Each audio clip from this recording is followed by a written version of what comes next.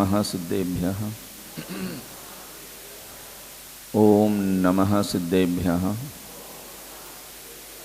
ओम नमः सिद्धेभ्यः।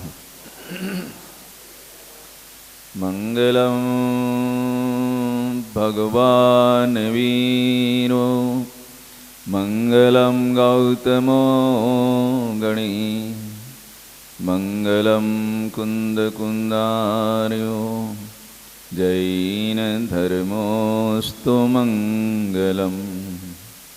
सर्वमंगलमांगल्यं सर्वकल्याणकारकं प्रधानं सर्वधर्माणां जैनं जयतु शासनं जैनं जयतु शासनम्। जय बोलो श्री पंच परमेष्ठी भगवान की। देवादिदेव श्री खज्जराट आदिनाथ भगवान की। देखो भाई, जयकारा में कंजूसी करोगे तो हम तो धक्का लगाएंगे। अपना तो सिद्धांत है, तो जरा जोर से बोलिए। उपवास सबके नहीं है।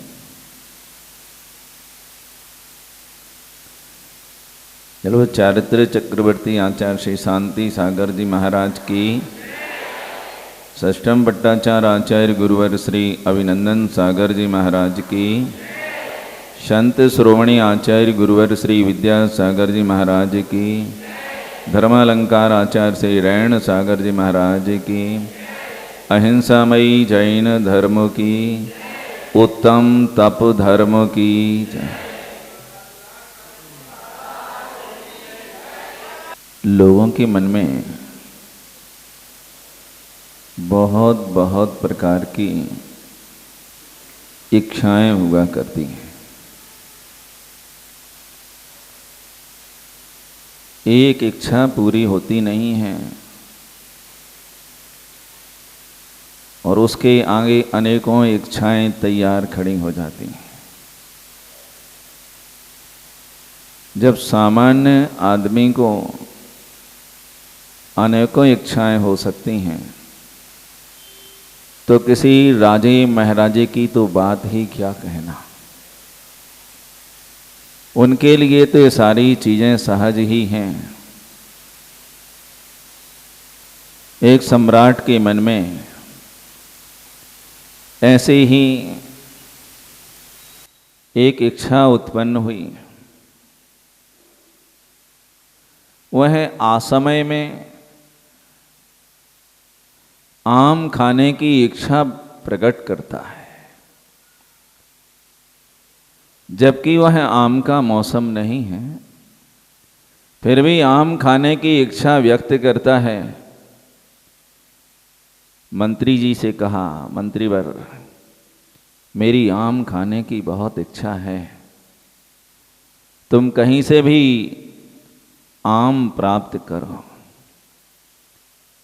मंत्री विचार करता है कि कहाँ आम मिलेंगे, अभी ये समय आम का तो है नहीं। लेकिन फिर भी मंत्री ने प्रयास किया, बगीचे के माली को बुलाया और उसे आदेश दिया कि राजा की इच्छा आम खाने की है, तुम कहीं से भी पके आम लेकर के आओ। माली कहता है कि भगवान, ऐसे कहाँ मिलेंगे अभी आम, ये अवसर अभी पके आम का नहीं है, अभी थोड़ा रुकना पड़ेगा, महीने 2 महीने रुक जाइए, इसके बाद आपके लिए पके आम मिल जाएंगे। मंत्री ने कहा, हम कुछ नहीं जानते, ये राजा की इच्छा है, उसे पूरा ही करना पड़ेगा। माली ने कहा, ठीक है, मैं देखता हूँ, कोशिश करता हूँ। बगीचे में जाता है, आम के बहुत सारे पेड़ लगे हैं, लेकिन किसी भी आम के पेड़ में कोई पका हुआ आम नजर नहीं आया। फिर भी उसने एक वृक्ष से आम तोड़ लिए, घर लाया और कुछ सीमा के बाद वह थाली में आम सजा करके राज दरबार में पहुंचता है। राजा का अभिवादन करता है और कहता है कि राजन, आपकी इच्छा पूर्ति के लिए मैं आपके लिए आम लाया। राजा ने उस थाली में सजे धजे पके हुए सुगंधित मिठास सहित अच्छे आम देखे तो प्रसन्न हो गया। उसमें से एक आम उठाया और वो आम बड़े अच्छे से देखा, सूंघा और इसके बाद उसको चूसने लगा। तो राजा के मन में एक प्रश्न उठा, माली, तुम तो कह रहे थे कि अभी पके आम नहीं मिलेंगे, लेकिन फिर भी ये पके आम कहां से लेके आ गए? राजन, यह सब ताप का ही प्रताप है। यह सब ताप का ही प्रताप है कि आज समय में भी कच्चे आम पक सकते हैं, हरे आम पीले हो सकते हैं, कठोर आम मुलायम हो सकते हैं। उसी ताप के प्रताप से खट्टे आम मीठे हो सकते हैं। राजन, यह सब ताप का ही प्रताप है। मैं समझा नहीं ये कौन सी पहेली है। बोले, राजन, मैं बगीचे में गया तो मुझे एक भी पका हुआ आम नहीं मिला। तब मैंने कच्चे ही आम तोड़ लिए और तोड़ करके घर लाया और उसे घर के एक अंधेरे कमरे में पलाश के पत्रों को बिछा करके उन पर वो आम रखे और पलाश के पत्ते, उसमें बहुत सारे पत्ते ढक दिए। 4-5 दिन बाद जब मैंने पत्ते हटा करके आम देखे तो हरे हरे आम पीले हो गए, कठोर आम मुलायम हो गए, खट्टे आम मीठे हो गए। राजन, ये सब उसी ताप का ही प्रताप है। जब ऊष्मा बढ़ती है तो कच्चे आम भी पक करके अच्छे मीठे वाले बन जाते हैं। बंधुओं, राजा को तो आम खाने से मतलब था, लेकिन उसकी प्रक्रिया से मतलब तो हमें और आपको होना चाहिए। कच्चे आम भी कैसे पक जाते हैं? जब पाल में रखते हैं तो वे कच्चे आम पक जाया करते हैं। हमारा धर्म, हमारे शास्त्र, हमारे आचार्य भगवंत यही कहते हैं, तपसा निर्जराच। तत्वार सूत्र का ये सूत्र आचार्य उमा स्वामी महाराज ने जो लिखा है कि तपसा निर्जराच, तपस्रण के माध्यम से बंधे हुए कर्मों में परिवर्तन आता है। कर्म हमने बांधे हैं, कर्म हमने बांधे, उन बंधे हुए कर्मों को नष्ट करने की ताकत भी हमारे पास ही है। उन कर्मों की निर्जरा करने की शक्ति भी हमारे पास है। घबराने की बात नहीं है। ये तो सभी कहते हैं कि जैसा हमने कर्म बांधा है वैसा उसका फल हमें भोगना पड़ता है। सभी दर्शनकार करते हैं, सभी धर्म संप्रदाय के लोग कहते हैं कि जैसा कर्म करते हैं वैसा कर्म हमें भोगना पड़ता है। जो जस करहि सो तस फल चाखा, कर्म प्रधान विश्व करी राखा। तुलसीदास जी भी कह के चले गए कि जैसा करोगे वैसा भोगना पड़ेगा। लेकिन जैन दर्शन, जैन सिद्धांत बिल्कुल अलग है। ये अनेकांतमय सिद्धांत किसी एकांत की बात नहीं करता। यदि हमने अपनी भूल से, अपनी अज्ञानता से, कसायों के उद्रेक में, विषयों की अभिलाषा, इच्छाओं के कारण यदि हमने तरह तरह के कर्म बांध लिए हैं और एक जन्म के नहीं कई जन्मों से यह सिलसिला जारी है, ऐसे कर्म हमारी आत्मा के साथ बंधे होंगे। अब उनका फल हमें भोगना पड़ेगा। अब क्या होगा? भूलवश, अज्ञानवश हमने ऐसे कर्म बांधे हैं, अब उनका फल कैसे भोगूंगा? घबराने की जरूरत नहीं है, हमारे यहाँ बहुत अच्छी व्यवस्था है। मैं आपके लिए एक छोटा सा दृष्टांत सुनाऊं। जैसे आपके सामने किसी ने एक प्लेट में 250 ग्राम बेसन, चने का आटा लाके रखा और कहा कि ये आपको खाना है, तो क्या आप वो 250 ग्राम चने का आटा, उस बेसन को खा सकते हैं? आप कोशिश भी करो, एक मुट्ठी उठा के मुंह में रखो और खाओ तो पूरा मुंह कैसा होगा? चिपक जाएगा, पूरा चिपक जाएगा। आप खा नहीं सकते, गले के नीचे नहीं उतरेगा वो आटे का बेसन। फिर ये तो अपनी समझदारी है, इतना बेसन खाने को कहा है, कैसे खाना है ये हमारी इच्छा है। बेसन हम खा सकते हैं, हमारी इच्छा है कि हम इसको अच्छा स्वादिष्ट बनाएं। तो आप क्या बनाते? लपटा बेसन चक्की बना लो। आप उसमें पानी डालो, मसाला डालो, उबालो अच्छा, और बढ़िया लपटा बन जाता है, जो तैयार हो जाता है। बड़े शौक से वो 250 ग्राम बेसन खा जाओ और साथ में 4 रोटियां भी खा जाओगे।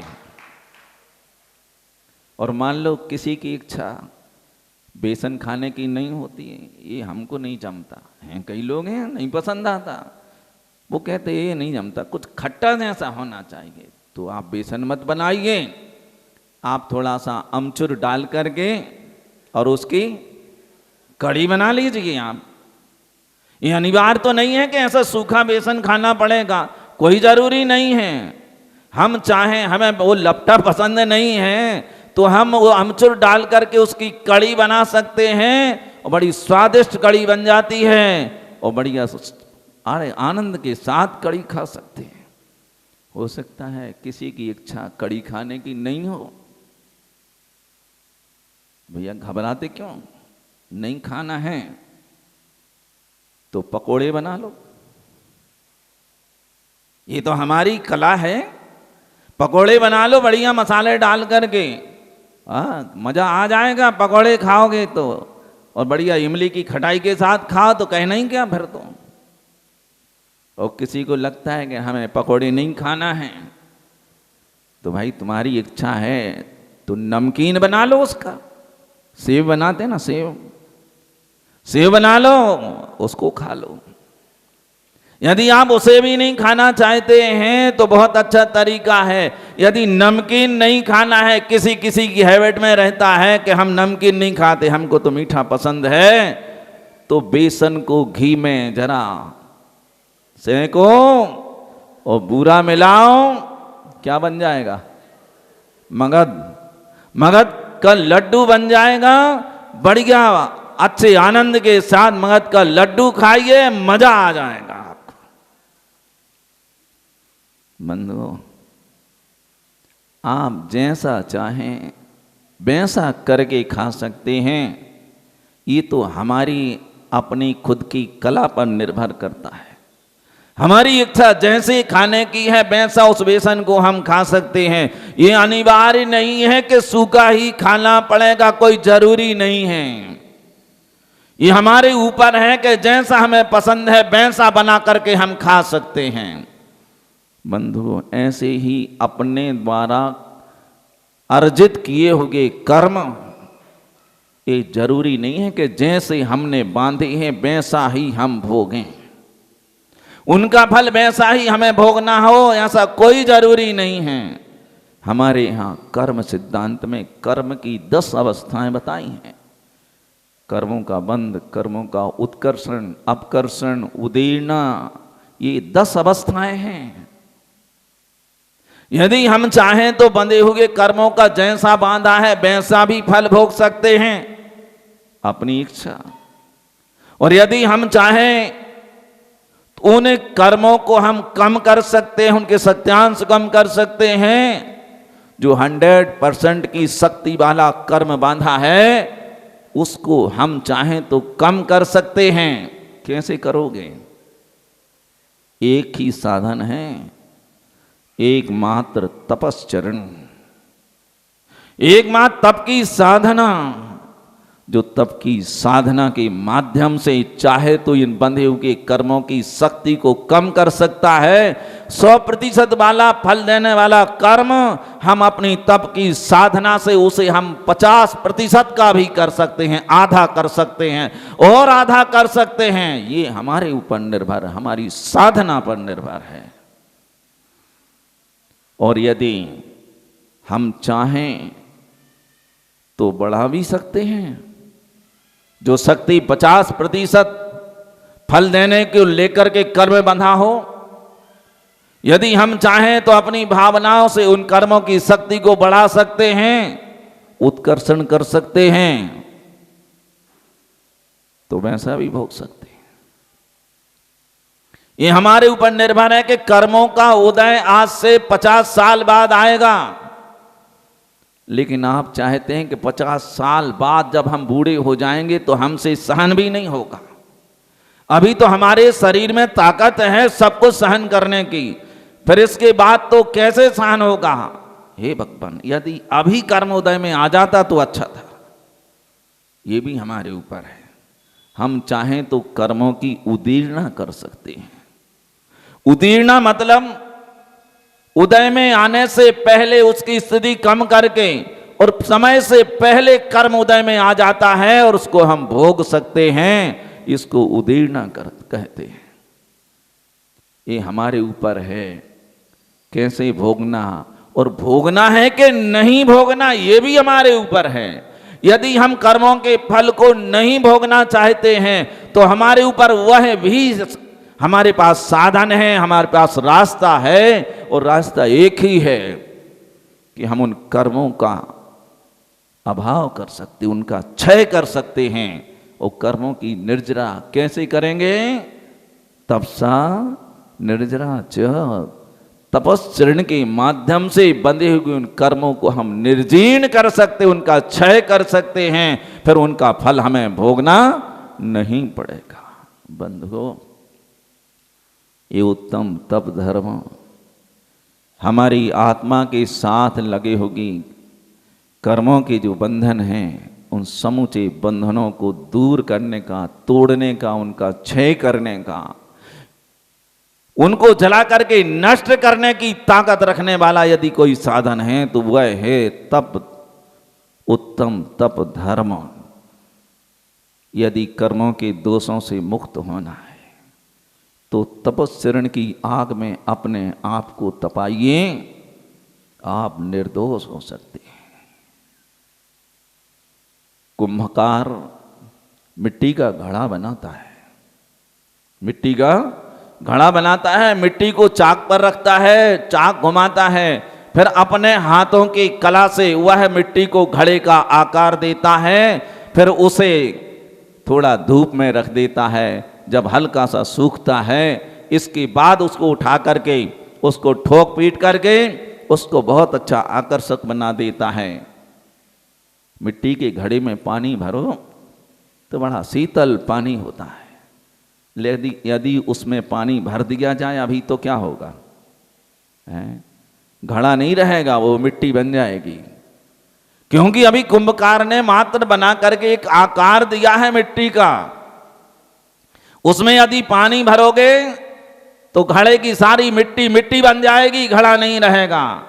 कुंभकार फिर क्या करता है? सूखने के बाद उस घड़े को आग में रख देता है, भट्टी लगा देता है और उस आग में वो घड़ा पकता है, तपता है। वो तप करके वह एकदम पक्का हो जाता है। जब उसमें से निकालता है और उस पे हाथ की ठोकर लगाता है तो खन खन की आवाज आने लगती है, इतना मजबूत हो जाता है। और फिर उसमें पानी भरो तो वो पानी तुम्हें ठंडा पानी मिलेगा। बंधु, उस घड़े ने अग्नि परीक्षा दी है, घड़े ने अग्नि परीक्षा दी है। उस माटी ने इतना समर्पण किया है, अग्नि परीक्षा दे करके अपने आप को निर्दोष साबित कर लिया, इसलिए वो घड़ा कीमती हो गया, महत्वपूर्ण हो गया। मिट्टी का घड़ा जब बन करके पक करके तैयार होता है, जो मिट्टी पैरों के नीचे होती हैं, और जब बन करके तैयार होता है तो उस समय उस घड़े में पानी भरते हैं हमारी माताएं और सिर के ऊपर रखती है। कहाँ रखती है? सिर के ऊपर रख करके लाती हैं। जब किसी मांगलिक कार्यक्रम होता है तब उस समय मिट्टी के घड़े पर आम के पत्ते और श्रीफल लगा करके उसको मंगल में कलश का आकार दिया जाता है और बड़े सम्मान के साथ उसे हाथों पर उठाया जाता है। इतना सम्मान उस घड़े को क्यों मिल रहा है? क्योंकि उसने अग्नि परीक्षा दी है, उसने तपस्चरण किया है, उसने उस आग में तप करके अपने आप को खरा बना लिया है। बंधुओं, सीता जी निर्दोष कब साबित हुई थी? जब सीता ने अग्नि परीक्षा दी तब उस समय सीता जी निर्दोष साबित हुई। सीता तो निर्दोष थी, लेकिन निर्दोष साबित होना अलग बात है और निर्दोष होना अलग बात है। जन सामान्य के सामने निर्दोष प्रदर्शित करना एक अलग बात होती है। तो अग्नि परीक्षा देने से सीता निर्दोष साबित हुई। बंधुओं, ये तपस्चरण हमारे सारे दोषों को दूर कर देता है और हमारी आत्मा को निर्दोष बनाता है।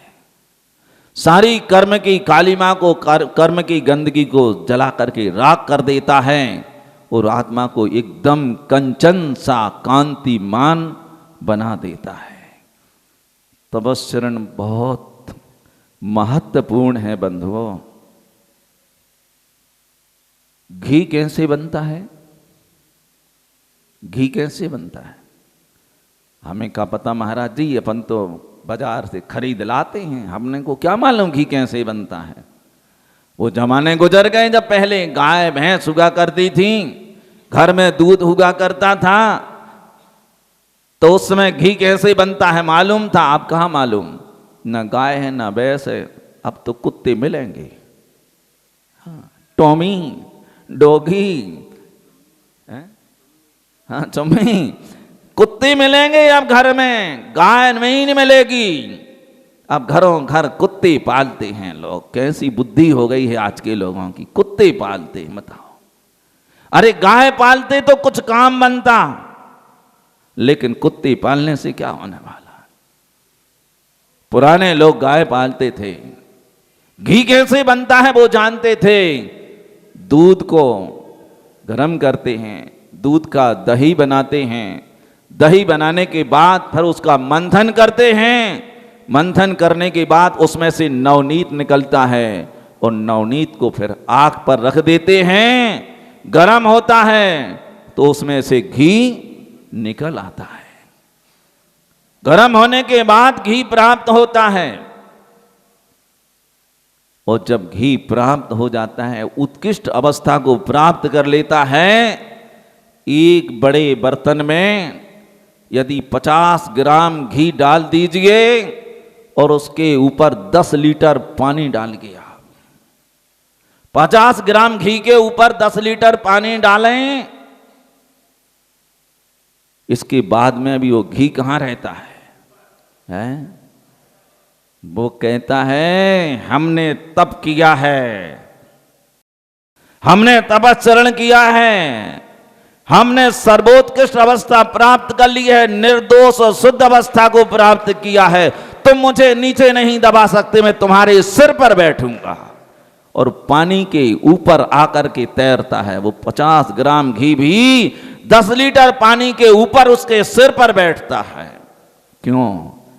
क्योंकि उसने तप किया है, आग में तपा है, शुद्धता को प्राप्त किया है। बंधु, एक बार दूध से घी यदि निकल जाता है, शुद्ध अवस्था को प्राप्त हो जाता है, तो पुनः घी से कभी दूध नहीं बनता है।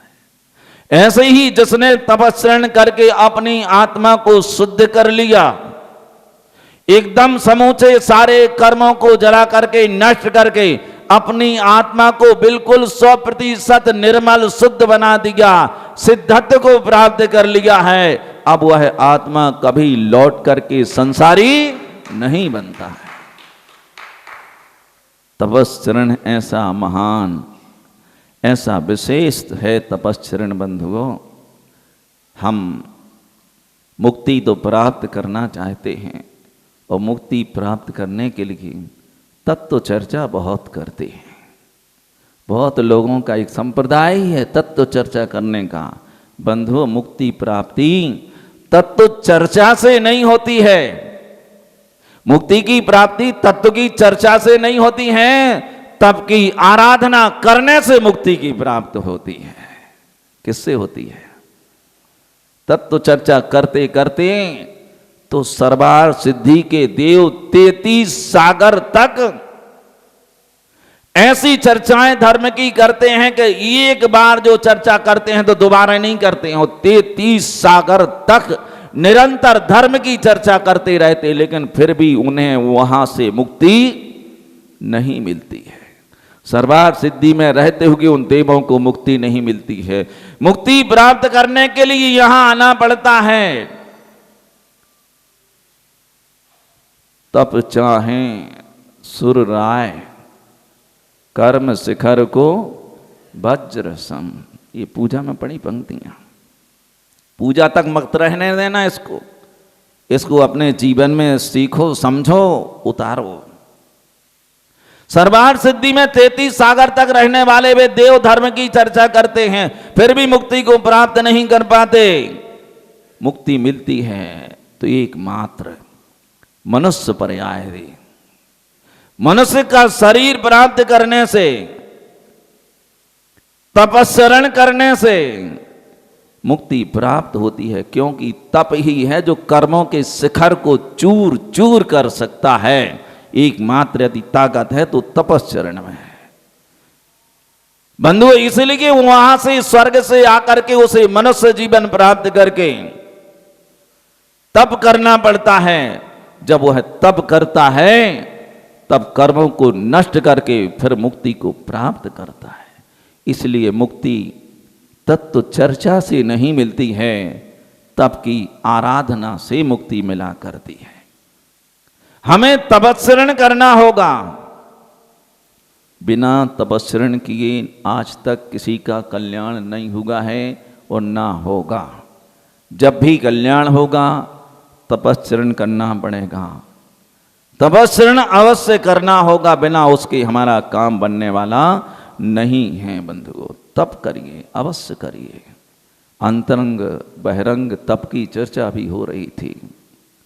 अंतरंग बहिरंग तप हमें अवश्य ही करना चाहिए। दोनों की आवश्यकता है, साध्य और साधन दोनों की जरूरत है।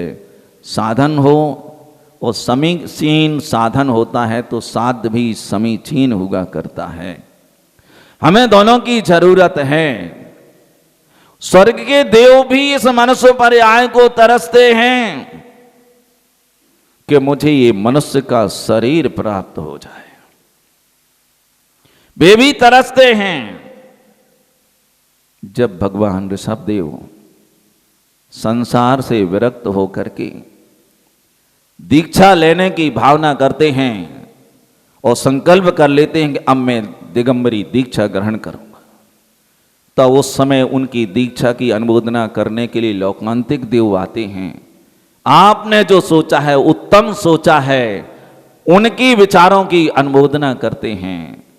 और जब उनको पालकी में बैठाया जाता है और वन में ले जाते हैं, तब उस समय पालकी उठाने के बारे में समस्या खड़ी होती है कि पालकी कौन उठाएगा,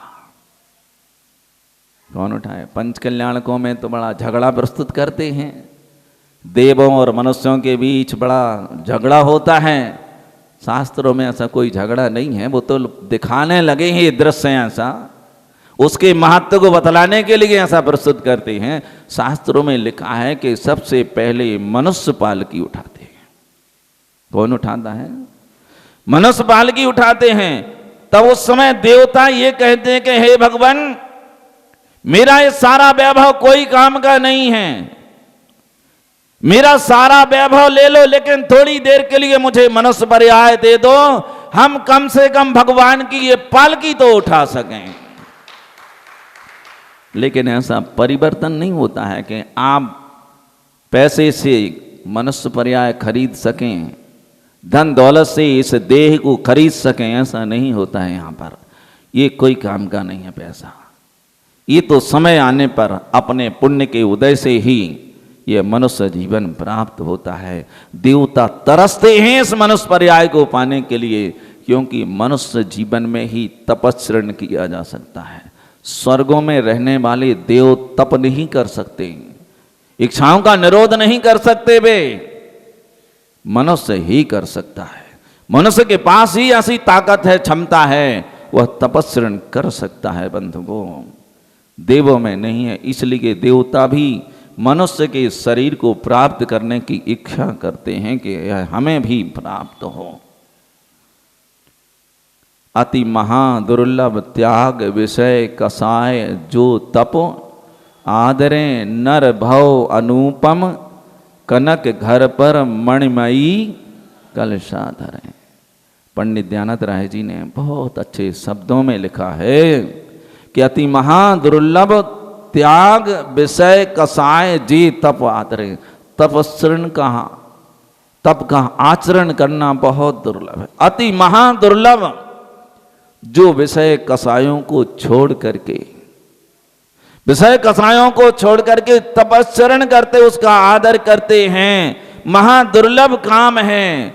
उन्होंने नर भव अनुपम कनक घर पर, मनुष्य रूपी इस अनुपम, ये स्वर्ण जैसा अवसर, स्वर्ण जैसा ये हमारे लिए शरीर प्राप्त हुआ है। जैसे स्वर्ण के बने हुए मंदिर के ऊपर मणि का कलश रखा जाता है तो वह शोभायमान होता है, ऐसे ही मनुष्य जीवन में तपस्रण रूपी कलश जब उस पर चढ़ा दिया जाता है तो मनुष्य का जीवन भी धन्य हो जाता है।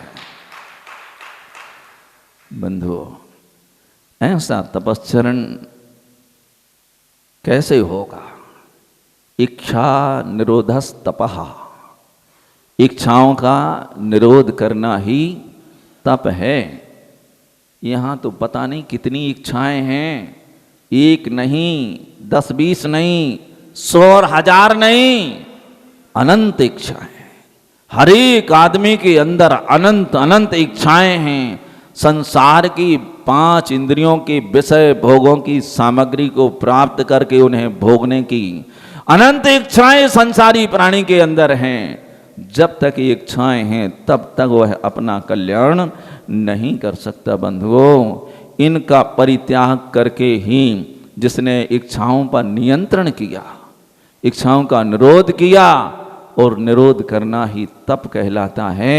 और उसी तप से कर्मों का क्षय करके हम मुक्ति को प्राप्त कर सकते हैं। और जब तक कुछ पाने की आकांक्षा है और आकांक्षा को रख करके यदि कोई कार्य किया जाए, धर्म किया जाए, तप किया जाए, तो कहते हैं वह कोई कार्य काम का नहीं है, कार्यकारी नहीं है। 2 नवयुवक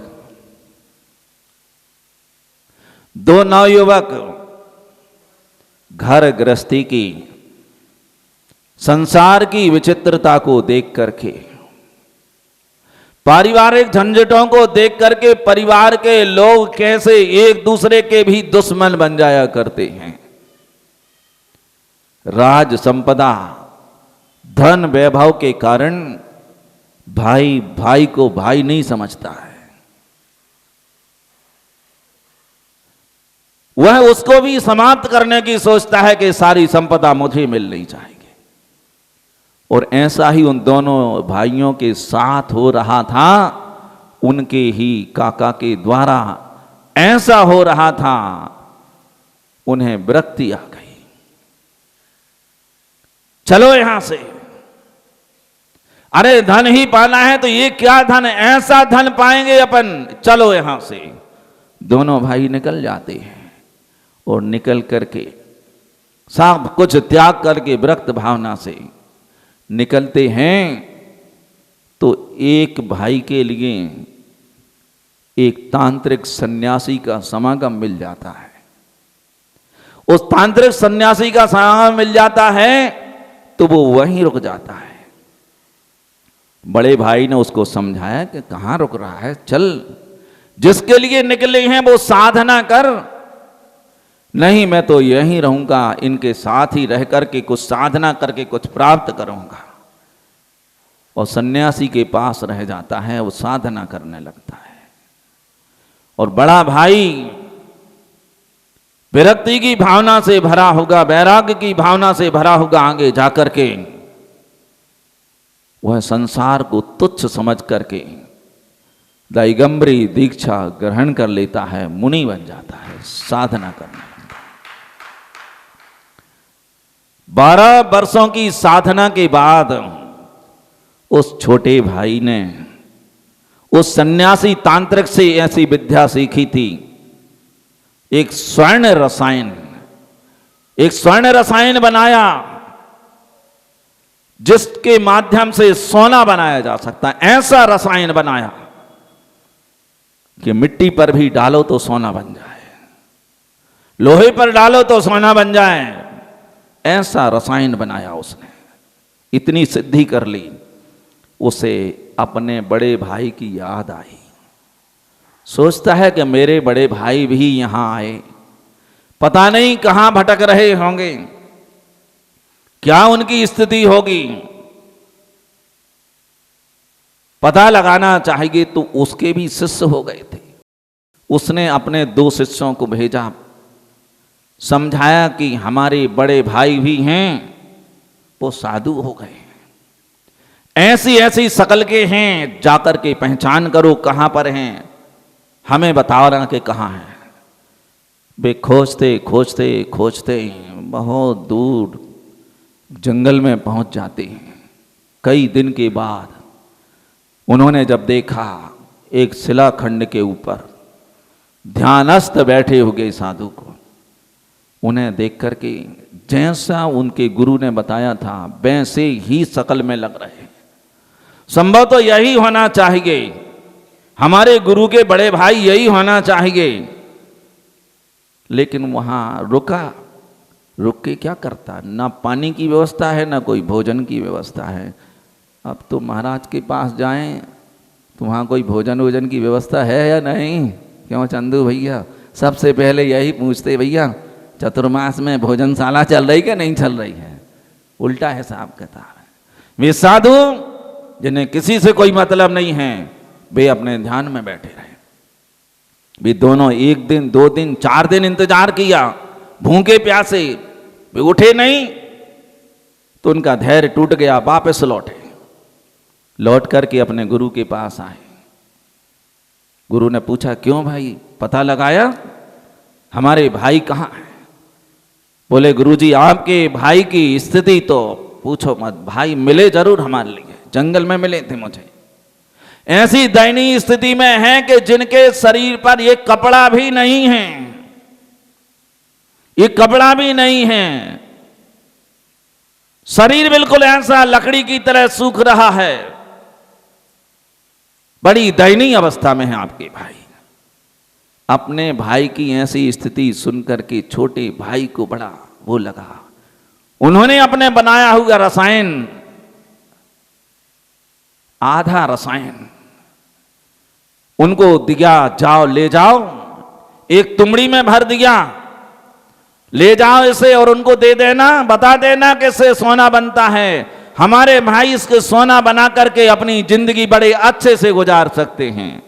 वे दोनों ले जाते हैं, पहुंचते हैं, निवेदन किया है, आपके छोटे भाई हमारे गुरु महाराज, उन्होंने ये रसायन भेजा है, इससे सोना बनता है, इसे स्वीकार कर लो। तो उन्होंने आंख खोली और इशारा किया कि यहां डाल दो इसको जमीन पर। गुरु के सामने तो कुछ नहीं कह सकते। उन्हें लगा कि पता नहीं दिमाग में कैसा हो गया है, लगता है कि पागल हो रहा है अब तो ये। उन्होंने कहा तो उन्होंने उल्टा कर दिया, तुमड़ी उल्टी कर दी, सारा जितना रसायन लाए थे सब जमीन में फैल गया। वापस लौट के आए, फिर पूछा कि क्या किया तुमने रसायन का? अरे तुम्हारी भाई की स्थिति खराब तो थी लेकिन दिमाग भी खराब है। क्यों? अरे उन्होंने सारा रसायन मिट्टी में मिलवा दिया। तुम लोगों ने बताया नहीं कि रसायन है सोने बनाने वाला सोने रसायन। गुरुजी सब कुछ बताया कि इससे सोना बनता है, भरपूर सोना बना सकते हो, लेकिन उन्होंने मिट्टी में डलवा दिया। अरे तुम लोगों ने सही व्यवस्था नहीं बताई होगी। मैं स्वयं जाता हूं, आधा बचा हुआ रसायन मैं लेके जाता हूं और उन शिष्यों के साथ वो जाते हैं। और जहां उनके भाई बैठे हुए थे दिगंबर मुनिराज, वहां पहुंचते हैं और उनको प्रणाम करते हुए कहते हैं, भाई उठो, ऐसी दयनीय अवस्था में क्यों यहां बैठे हो? लो मैंने एक रसायन बनाया है, स्वर्ण रसायन, इसे ग्रहण करो, जहां डालोगे वहां सोना बनेगा। उन्होंने कहा लाओ। और तुमड़ी में रखा रसायन उन्हें दे दिया। महाराज ने हाथ में लिया और उसे पत्थर पे पटक दिया। आप कहोगे महाराज को गुस्सा आ गई क्या? गुस्सा नहीं आ गई। उनके लिए क्या रसायन, क्या पानी, क्या दूध, क्या तेल, क्या घी, सब बराबर उनके लिए। उन्होंने लिया तो पत्थर पे पटक दिया, सारा रसायन पानी हो गया, चला गया।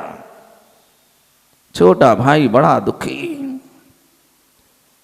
बड़ा दुखी, विलाप करने लगा कि भाई तुमने ये अनर्थ कर दिया। मैंने 12 वर्ष की साधना करने के बाद इस रसायन को तैयार किया और तुमने 1 मिनट नहीं लगा और उसे मिट्टी में मिला दिया। अनर्थ हो गया, तुमने बहुत बड़ा गलत काम किया। अपने भाई की ऐसी स्थिति देख करके, अपने छोटे भाई की इस तरह की विलाप करते हुए स्थिति देख करके, बड़ा दुखी देख करके बड़े भाई ने कहा कि तुम दुखी हो रहे हो, तुम्हारा स्वर्ण रसायन चला गया। कैसा स्वर्ण रसायन है तुम्हारा? यदि इससे सोना बनता है तो उस पत्थर को सोना बन जाना चाहिए था, वो नहीं बना और तुम दुखी हो रहे हो। दुखी होने की जरूरत नहीं है, तुम्हें सोना ही चाहिए। महाराज तपस्या कर रहे थे और तब की साधना से उनके माथे पर पसीने की बूंदें दिख रही थीं। उन्होंने ऐसा किया और पसीने की बूंदी, ये बूंदों को चट्टान के ऊपर, पत्थर की चट्टान थी, उस पर ऐसे डाल दिया और देखते ही देखती बड़ी बड़ी चट्टान सोने की बन गई। और बोले कि भाई अनुज, तेरे को सोना चाहिए ना? बड़ा दुखी था, तेरा रसायन मिट्टी में चला गया तो दुखी था। चल उठा इसे, उठा, कितना सोना चाहिए? पूरी चट्टान सोने की है, उठा ले जा इसे। वह तो हाथ जोड़ करके खड़ा रह गया, अब मुख से एक शब्द भी नहीं निकला। उनकी साधना और तपस्या, उनकी शक्ति को देख करके उनके चरणों में नतमस्तक हो गया। कहता है कि भैया क्षमा करना, मुझे क्षमा करना, मैं नहीं पहचान पाया आपकी क्षमता को, आपकी शक्तियों को। बड़े भाई ने कहा कि भाई इसके लिए तूने 12 वर्ष खर्च कर दिए, खराब कर दिए, मिट्टी में मिला दिए तूने। और समझाया। वे 2 भाई और कोई नहीं थे, छोटा भाई भर्तृहरि और बड़े भाई थे आचार्य शुभचंद्र। आचार्य शुभचंद्र महाराज थे जिन्होंने अपने छोटे भाई भर्तृहरि को फिर सदुपदेश दिया, समझाया, धर्म का महत्व समझाया। और समझाने में उन्होंने एक पूरा ग्रंथ लिखा जिसका नाम है ज्ञानार्णव। आचार्य शुभचंद्र महाराज का लिखा हुआ ज्ञानार्णव ग्रंथ भर्तृहरि अपने छोटे भाई को समझाने के लिए लिखा गया। और उन्होंने ऐसा समझाया भर्तृहरि को, उन्होंने अपने सारे आडंबर को, सारे भेष को एक तरफ फेंक करके और शुभचंद्र महाराज के चरणों में बैठ करके उन्होंने भी दिगंबरी दीक्षा ग्रहण कर ली। भर्तृहरि थे तो बहुत विद्वान। उनके 3 शतक बड़े फेमस हैं, वैराग्य शतक, श्रृंगार शतक, नीति शतक। ये संस्कृत के 3 शतक बड़े फेमस हैं जनरल लोगों में। विद्वान थे संस्कृत के, और अब तो ऐसे विद्वान बन गए, कमाल कर गए। बंधुओं, तपस्या करिए लेकिन इच्छाओं को रख के नहीं करना। जैसे भर्तृहरि ने आकांक्षाओं से ऐसी शक्ति उनके पास आई जिसकी उनको जरूरत नहीं थी कि पसीने की बूंदें पत्थर पर डाल दी तो पत्थर भी सोने का बन गया। ये सम्यक तपस्चरण की बात है बंधुओं। तप तो हो लेकिन सम्यक होना चाहिए।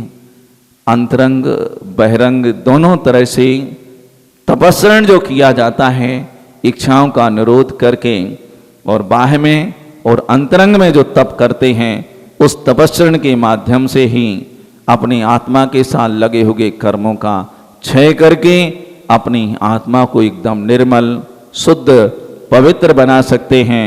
और तपस्रण ही एक दिन हमारी आत्मा को परमात्मा के रूप में परिवर्तित कर सकती है। हम आत्मा से परमात्मा बन सकते हैं, सिद्ध आत्मा बन सकते हैं।